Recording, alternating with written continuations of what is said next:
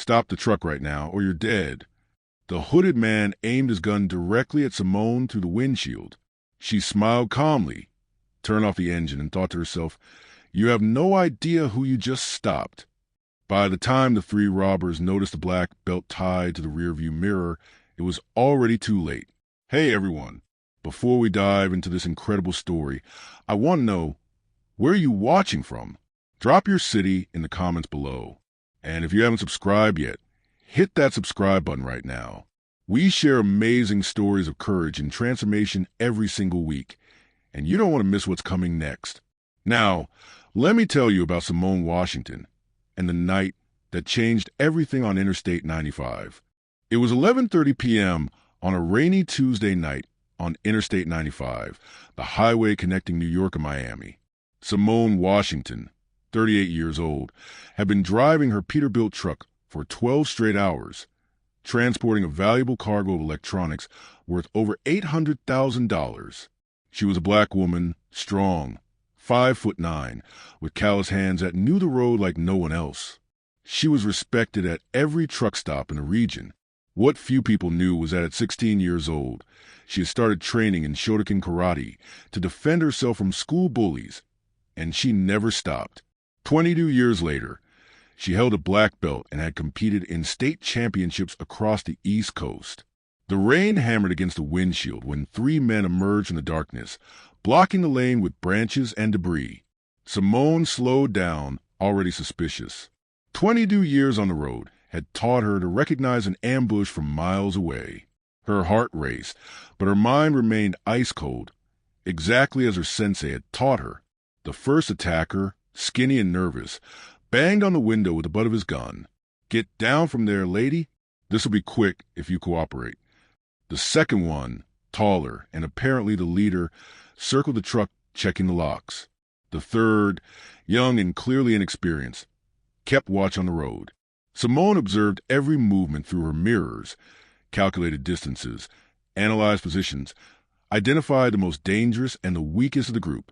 Her breathing was controlled, her hands relaxed, signs that her 22 years of training were taking over. "Are you deaf? Get down now." The leader was losing patience. "This cargo is worth a fortune, and you're not going to ruin our job." Slowly, Simone opened the door and stepped down from the cab. The attackers laughed when they saw a woman alone on the deserted highway. "Look at that. We thought it was some big guy driving this rig." The leader mocked. "This is going to be easier than we imagined."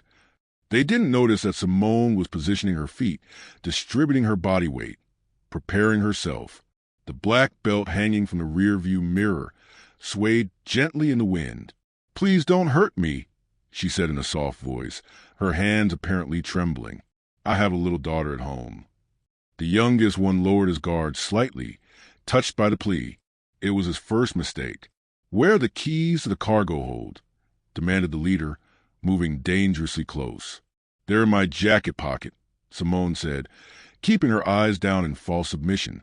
When the man reached out to grab the keys, she prepared for what she had trained thousands of times. The rain continued falling, muffling the sound of the empty highway. In a few seconds, three experienced criminals would discover they had completely underestimated their victim. The black belt wasn't just a symbol. It was a result of thousands of hours of dedication, discipline, and the ability to stay calm under pressure. Interstate 95 had always been known among truckers as the corridor of death, not just because of accidents, but because of the frequent robberies that happened especially on the stretch between Richmond, Virginia, and Fayetteville, North Carolina. Simone knew every curve, every truck stop, every dangerous spot on this route. The daughter of a trucker who died in an accident when she was just 12 years old. She grew up hearing stories of the road and promised herself she would never be a defenseless victim. The dojo where she trained was located in Brooklyn, New York. Master Takashi, a 70-year-old Japanese-American who had grown up in California, saw something special in Simone from day one. "Karate is not violence, Simone-san," he always said. "It is discipline, respect, and protection. You use it only when there is no other choice." For years, she balanced the life of a trucker with rigorous training. Early mornings at the dojo before hitting the road, weekends dedicated to kata and kumite. Her daughter Marina, 8 years old, often watched her train, proud to have a mother who could fight like in the movies. The three attackers also had their stories. Carlos, the leader, 34 years old, had lost his factory job during the pandemic and never managed to get back on his feet. Desperate to support his family, he accepted the proposal from Junior, the middleman who organized cargo thefts in the region. Just scare the drivers, he had said. Nobody needs to get hurt. Marcus, the youngest of the group at 19 years old, was there under pressure. He owed money to local drug dealers and saw the robbery as a way to quickly pay off his debt. His hands trembled holding the gun. It was only the second time he had participated in something like this. Rob, the third man, was the most experienced in crime. He had already served time for robbery and was on parole. For him, this was just another job, an easy way to make money, exploiting the vulnerability of solitary drivers on the highway. The cargo Simone was transporting was especially valuable. Cell phones, tablets, and laptops valued at over $800,000. The information had leaked from the warehouse itself where she loaded. Someone on the inside was passing data to the criminals about the best cargo loads and travel schedules. At that moment, standing in the rain with three armed men in front of her, Simone thought about Marina sleeping at her grandmother's house in Philadelphia. She thought about Master Takashi's words about using karate only when necessary. She thought about the father she barely knew, but who had taught her through her mother that on the road, you can only count on yourself. The black belt swaying in the mirror wasn't just a symbol. It was a result of thousands of hours of dedication, discipline, and overcoming obstacles. Each rank she earned represented not just technique, but character, perseverance, and above all, the ability to stay calm under pressure. The attackers had no idea they were facing someone who had competed in state championships, who broke wooden boards with her bare hands in training, who could take down a man twice her size using only his own strength against him. The tension hung in the air, and in just a few seconds, the situation would take a completely unexpected turn. "Keys are right here in my pocket," Simone repeated, keeping her voice shaky with feigned fear. Carlos moved closer, extending his free hand, while keeping the gun pointed at her. It was exactly what she expected. In one fluid movement that lasted less than 2 seconds, Simone executed a Genbarai, a low block, deflecting Carlos's armed hand to the side, followed immediately by a Mei-Jeri, a front kick, precisely to the solar plexus. The impact was so accurate that Carlos doubled over instantly, losing his breath and dropping his weapon. "What the hell?" Marcus shouted, tried to aim his pistol, but Simone was already in motion. She executed a Mawashi-Jeri, a circular kick that hit the young man's wrist, making the gun fly into the darkness. Before he could react, a Shudoichi, a knife hand strike to the neck, made him collapse. Rob, the most experienced, stepped back several paces and managed to maintain control of his weapon. "You're gonna die, he yelled, but his hands were shaking. He had never faced someone who fought back like this. "You have 3 seconds to drop that gun and run," Simone said, assuming a Zenkutsu Dachi stance, a front stance, her eyes fixed on his. Rain streamed down her face, but her breathing was perfectly controlled. Carlos was still on the ground, trying to catch his breath. Marcus was groaning, holding his neck. Rob looked at his fallen companions and realized he had completely underestimated the situation. "You don't know who you're messing with," he shouted, but his voice showed more desperation than threat. "I got backup coming." Simone knew he was lying. She had been observing the highway traffic for hours and was certain they were alone. She took a step forward, and Rob instinctively backed away. "My daughter is waiting for me to come home," Simone said, her voice now firm and determined. "And you three made the mistake of trying to stop that." Rob fired in her direction, but Simone had already moved laterally. The shot grazed her jacket. In response, she executed a devastating sequence. Oizuki, a straight punch to the stomach, followed by Yurikanachi, a back fist strike to the face, finishing with Kansetsu-Jeri, a kick to the joint that brought Rob to his knees. The gun fell from his hands, and he looked up, seeing Simone positioned in a perfect combat stance, ready to deliver a final blow if necessary. "Please," he muttered, blood dripping from his nose. "Don't kill us. I'm not a murderer." Simone responded, maintaining her guard. "But you chose the wrong person to try to rob." Carlos finally managed to stand up, still gasping. "How? How did you do that?" he asked, genuinely shocked. 22 years of karate," Simone answered, "picking up all 3 guns and checking if they were loaded. You thought because I'm a black woman, I'd be an easy victim? Big mistake." Marcus, the youngest, began to cry. "I just want to pay my debt. I didn't want to hurt anyone." Simone looked at the 3 men, 2 on the ground, 1 on his knees. She could feel the adrenaline still running through her veins, but her mind was clear. She thought about Master Takashi's words about mercy and the lessons she wanted to teach her daughter about justice. "You have a choice now," she said, storing the guns in the truck's cabin. "You can continue this life and eventually meet someone who won't be as merciful as me. Or you can look for an honest way to live." The rain continued falling, but the silence on the highway was different now. 3 criminals had learned a lesson they would never forget, and 1 trucker had proven that knowledge, preparation, and courage can overcome any threat. Simone pulled out her cell phone and hesitated before dialing. Calling the police would be the correct protocol, but she knew the reality of the highway well. The officers would take hours to arrive. Her delivery deadline would be missed, and she'd probably face a mountain of bureaucracy. Worse still, she knew that information about valuable cargo was leaking from somewhere, and she wasn't sure she could trust anyone. "Listen carefully," she said to the 3 men who were still recovering from the blows. "I'm going to make you a proposal that could save your lives." Carlos, still holding his stomach, looked at her with suspicion. "What kind of proposal?" "You're going to tell me who's passing information about the cargo loads. In exchange, I won't call the police right now." Rob spat blood. "You're crazy if you think we're going to rat out our contact." "Your contact didn't think twice before putting you in danger," Simone interrupted. "He knew I'd travel alone, knew the value of the cargo, knew the schedule. You're disposable to him." Marcus raised his head, still trembling. "How do you know that?" "Because I've had 3 attempted robberies in the last 6 months, always under the same conditions.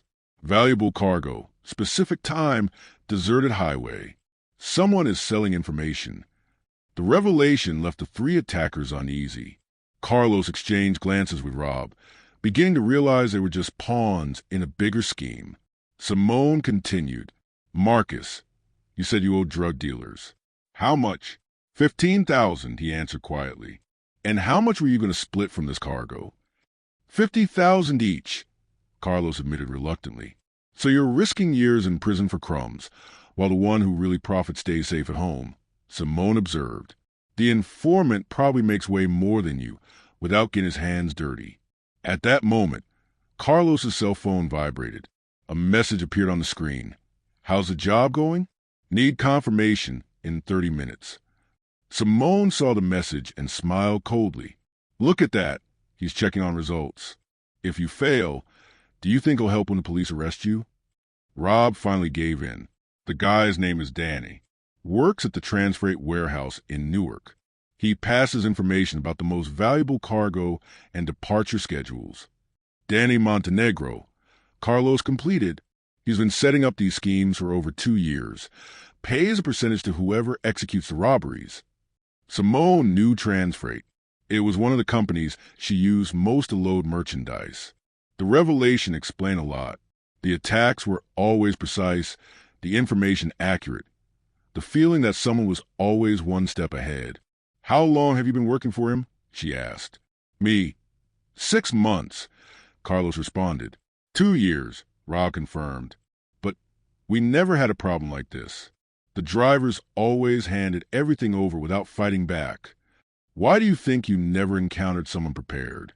Simone said, "How many drivers have been victims of this scheme?" "I don't know, maybe 30, 40. The information made Simone furious. Dozens of fellow truckers had been hurt, some possibly injured because of Danny's greed.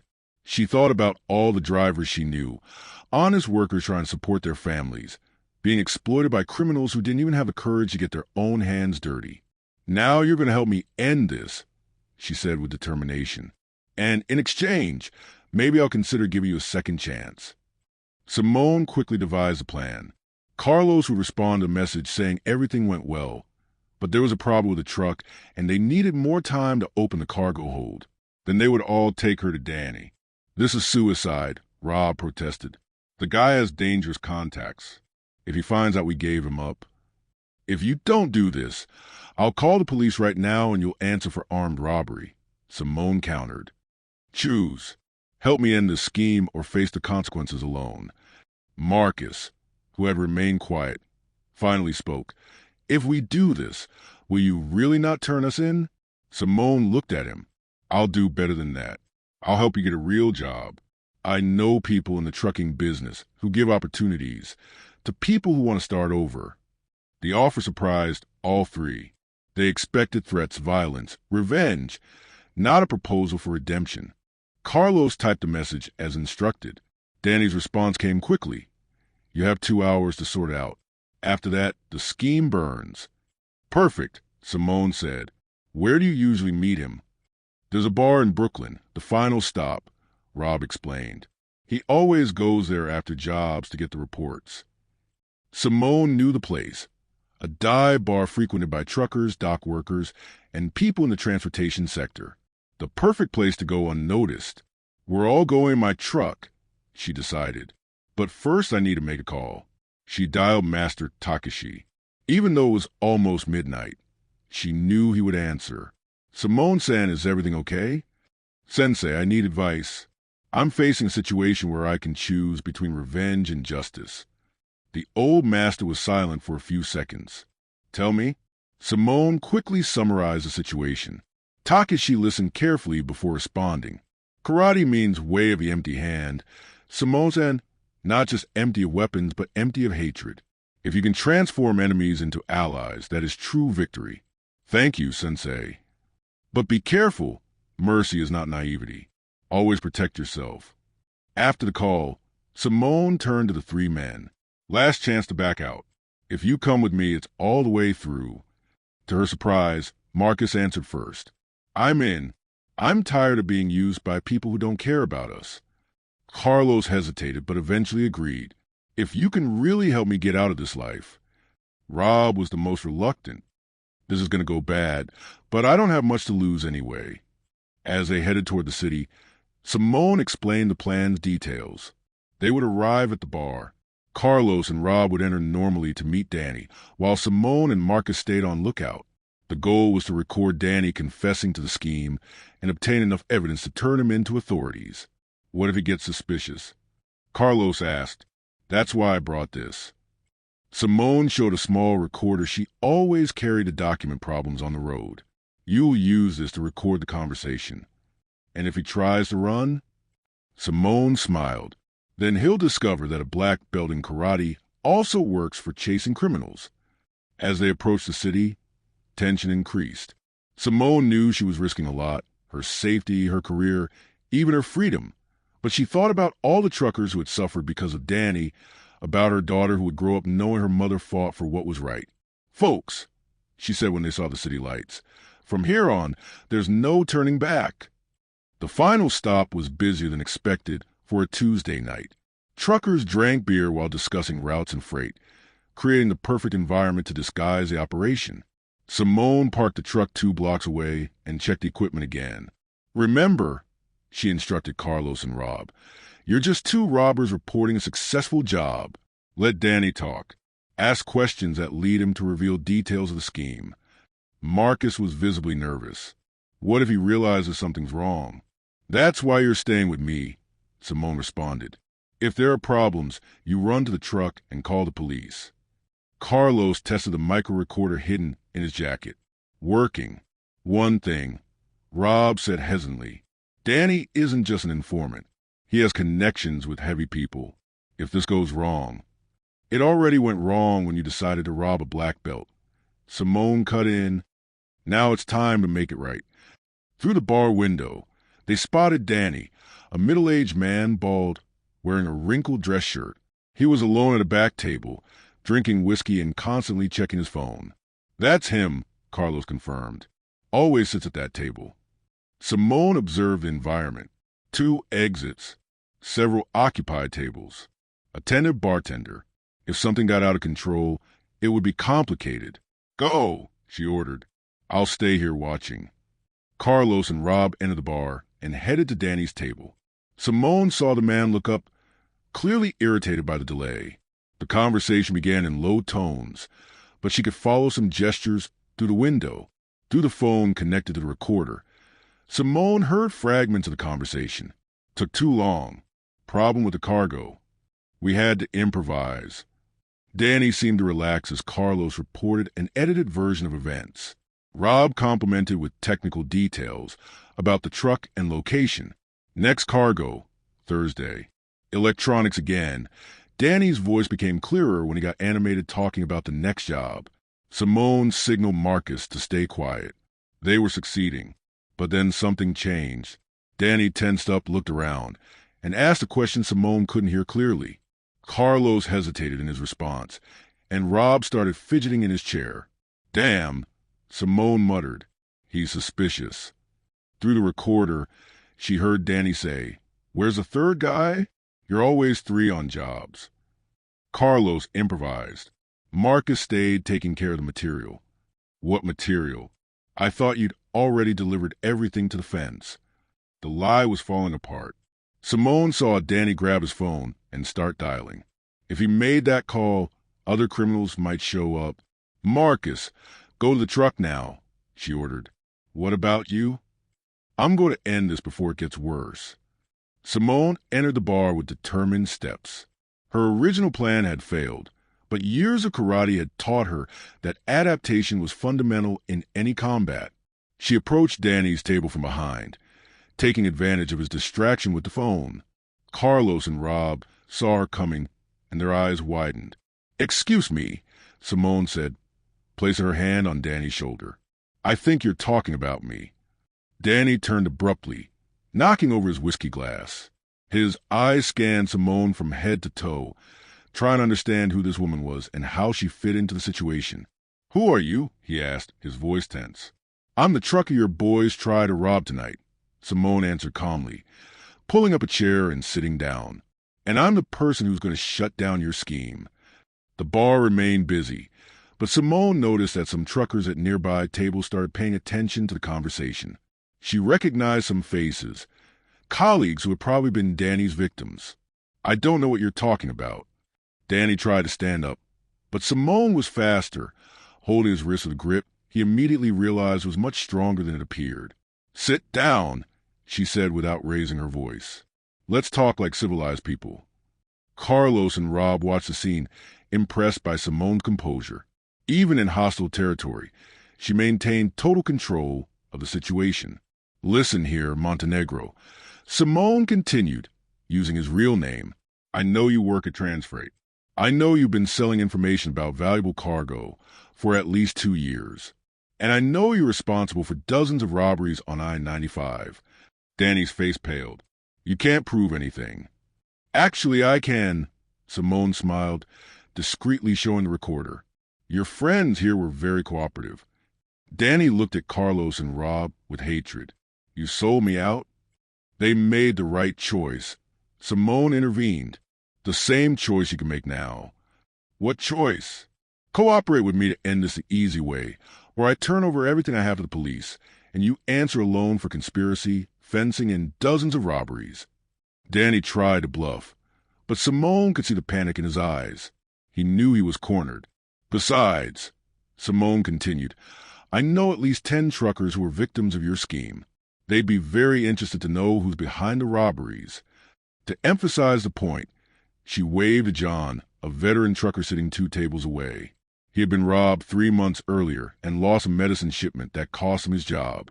John, she called, come here a minute. Danny panicked. No, wait, we can talk. That's what we're doing, Simone said calmly.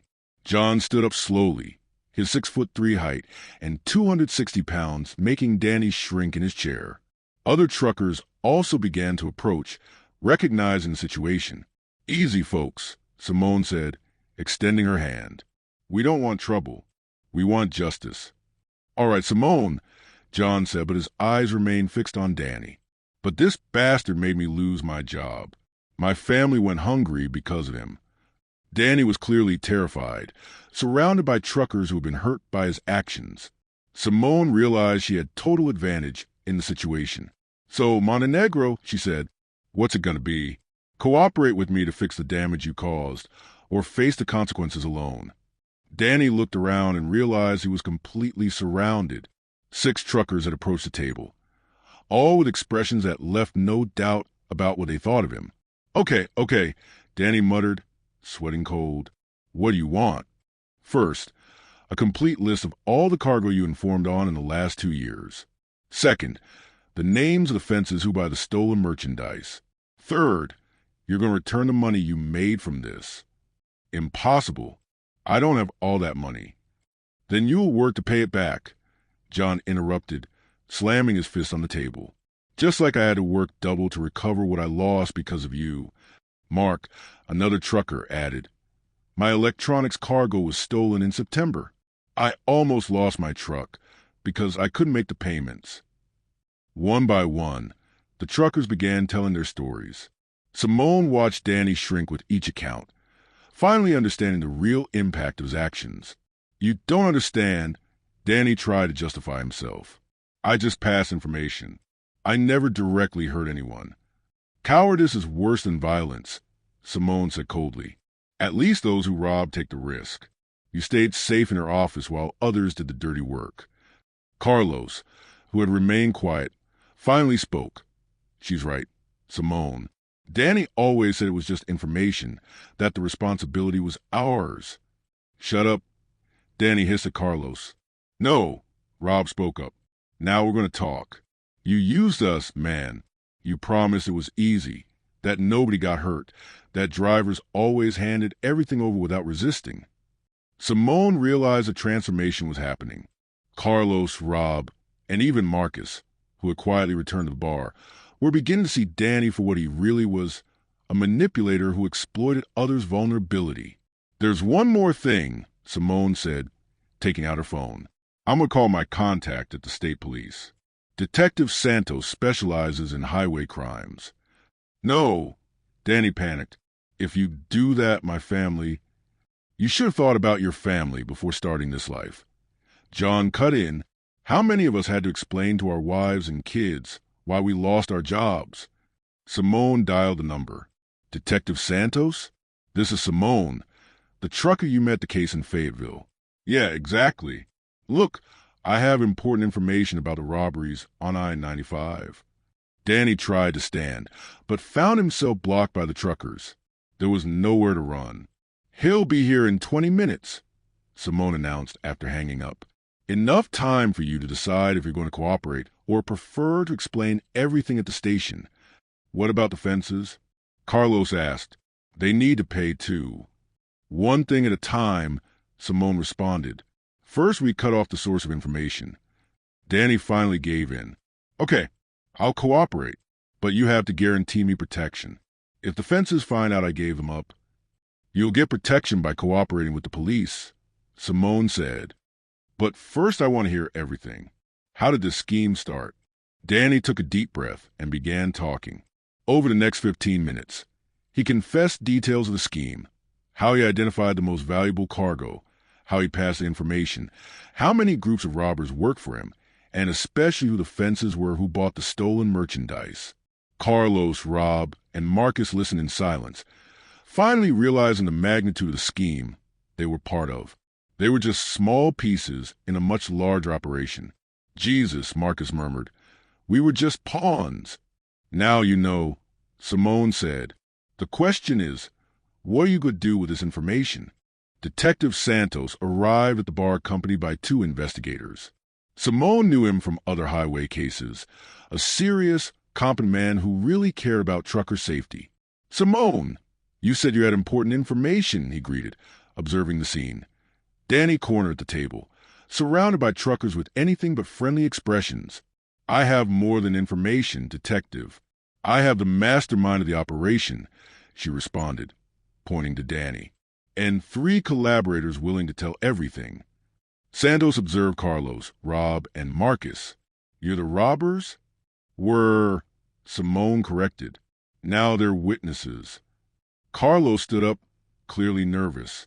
Detective, we know we did wrong, but we want to make it right. Make it right how? Rob showed his phone. We have messages from Danny coordinating the robberies, dates, times, cargo values. And I have the recording of him confessing everything, Simone added, handing the recorder to Detective. Santos listened to some excerpt of the recording, his expression becoming increasingly serious. Montenegro, are you aware of these crimes? Danny tried to deny, but Mark, the trucker who had lost his electronics cargo, approached. Detective, I can confirm. My cargo was stolen on exactly the day and time he mentions in the recording. Other truckers began reporting their cases, creating a devastating picture against Danny.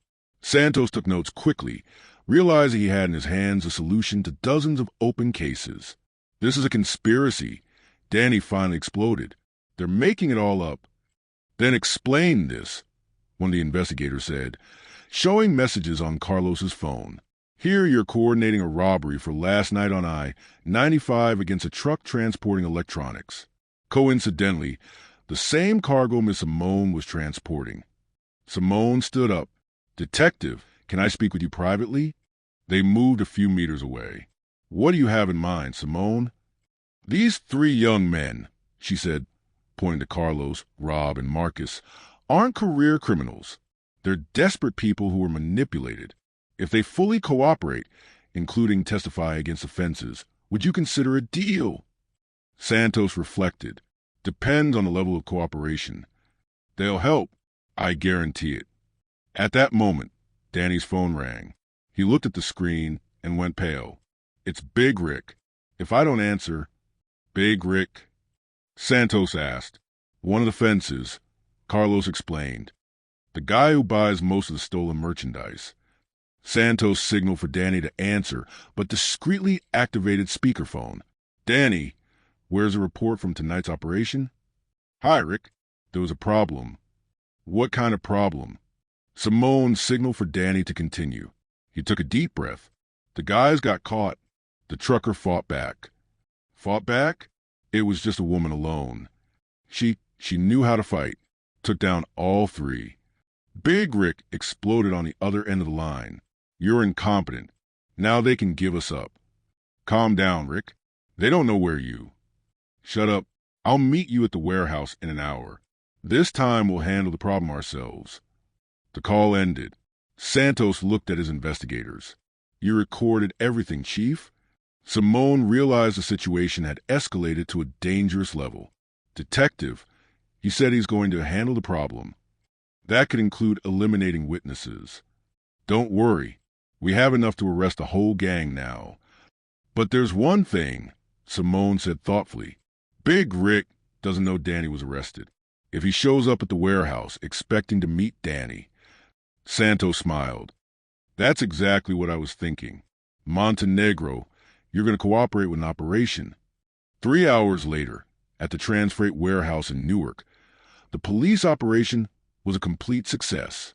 Big Rick and two other fences were arrested red-handed when they arrived to meet Danny. Carlos, Rob, and Marcus provided crucial information that allowed police to map the entire criminal network. 23 people arrested, $2.3 million in recovered merchandise. Detective Santos informed Simone. It's the biggest operation against cargo theft in the region's history. Simone was exhausted, but satisfied. It was almost 6 a.m., and she needed to deliver her cargo to the warehouse in Baltimore by 10. Miraculously, she would still make it. What about the three young men? She asked.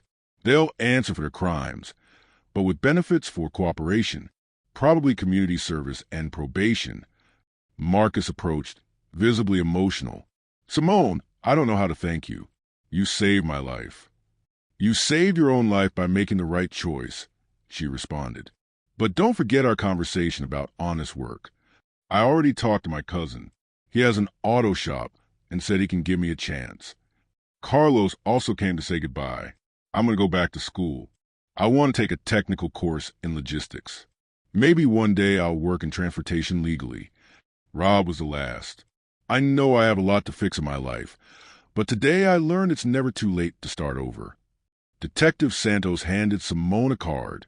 If you ever want to leave the road, we have a witness protection program that needs people like you. With your karate knowledge and courage, you make an excellent investigator. Simone smiled. Thanks, but my place is on the road. That's where I can make the most difference. When she finally got home, Marina was waking up for school. Mommy, how was the trip? It was interesting, sweetheart. Simone hugged her tight. Mommy learned that sometimes people do bad things not because they're bad, but because they lost their way, and that everyone deserves a second chance. Did you use karate? I did, but not the way you imagine. Real karate isn't about fighting. It's about protecting, teaching, and transforming. That afternoon, Simone went to tell Master Takashi about the previous night's events. You made the right choice, Simone-san, the old master said after hearing the whole story. Karate without compassion is just violence. Compassion without strength is just weakness. You found the balance. 6 months later, Simone received a letter. It was from Marcus, who had gotten a job at the auto shop and was studying mechanics. Carlos had graduated in logistics and gotten work at a trucking company. Even Rob was working as a security guard at a warehouse, using his experience to protect rather than threaten. Interstate 95 remained dangerous, but the robberies had decreased dramatically. Other truckers began seeking out Simone for safety advice, and she always ended with the same phrase. True strength isn't in defeating others, but in helping them find the right path. On the wall of her bedroom, next to the photo with her black belt, Simone hung a picture from the day Marcus received his first honest paycheck. For her, that was her greatest victory in karate. 2 years later, Simone was driving on the same stretch of I-95 where it all happened. The truck CB radio crackled. Simone, this is Marcus. Over. She smiled, recognizing the voice on the CB radio. Hey, Marcus. How are things? Girl, you won't believe it. I just got promoted to shop supervisor. And there's more. I started teaching mechanics classes to at-risk youth. So proud of you, kid. And look, Carlos became logistics manager at his company. He's helping improve security on transportation routes. And Rob got married. His wife's pregnant. He became head of security and is training other ex-cons to work in the field. Simone stopped at the same truck stop where she used to stop before the events of that night. The attendant, old Joe, greeted her. Hey, Simone, heard you became a legend around here. Legend why? People say you turned criminals into good people using karate. It wasn't quite like that, Joe. They were already good people inside. They just needed an opportunity to show it. While refueling, Simone saw a truck pull up beside her. The driver, a young black man, got out nervously. Excuse me, ma'am. Are you Simone, the one who teaches self-defense? I teach some basic things, yes. I'm new to the profession, and I'm really scared of robberies. Could you give me some tips? Simone smiled. Of course. But first, tell me, have you ever heard of karate? Only in movies. Then I'll teach you the first lesson. Karate isn't about violence. It's about transforming fear into courage, anger into understanding, and enemies into allies. The young driver listened attentively while Simone explained basic self-defense techniques and, most importantly, how to handle conflict situations using intelligence before force. When he left more confident, Simone looked at the rearview mirror where her black belt still swayed gently. It wasn't just a symbol of her martial skill, but a reminder that true strength was in lifting others up, not knocking them down. On the road of life, she had learned everyone deserved a second chance to find the right path.